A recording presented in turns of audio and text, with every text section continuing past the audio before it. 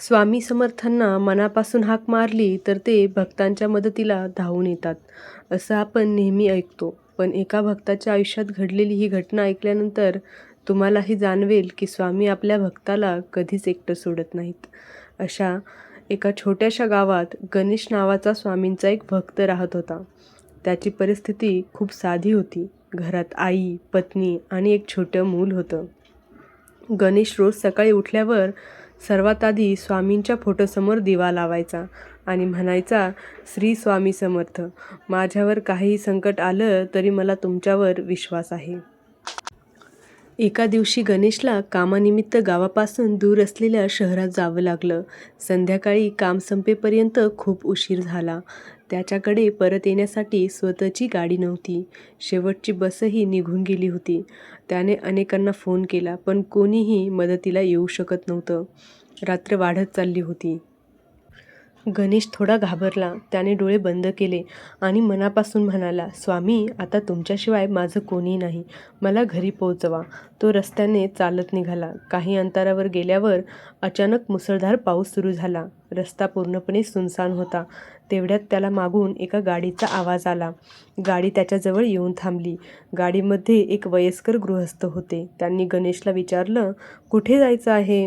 गणेशने गावाचं नाव सांगितलं.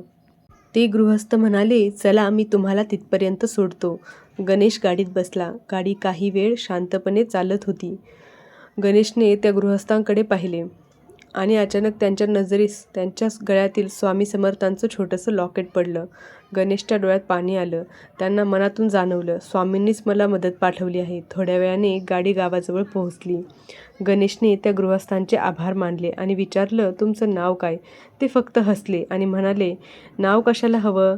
स्वामींचं नाव लक्षात ठेवा. गणेश गाडीतून खाली उतरला. तो काही पावला पुढे गेला आणि मागे वळून पाहिलं, पण गाडी तिथे नव्हती. आजूबाजूला पाहिलं. संपूर्ण रस्ता रिकामा होता. गणेशला विश्वासच बसेना. तो घरी पोहोचला आणि आईला सगळं सांगितलं.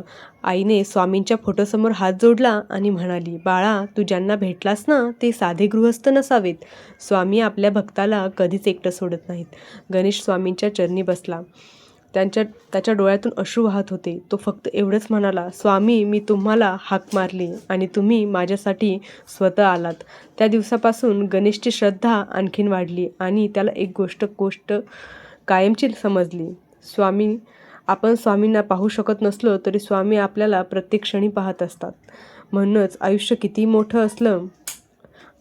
किती मोठं संकट आलं, परिस्थिती किती कठीण झाली, फक्त मनापासून एकदा म्हणा, श्री स्वामी समर्थ. जय जय स्वामी समर्थ.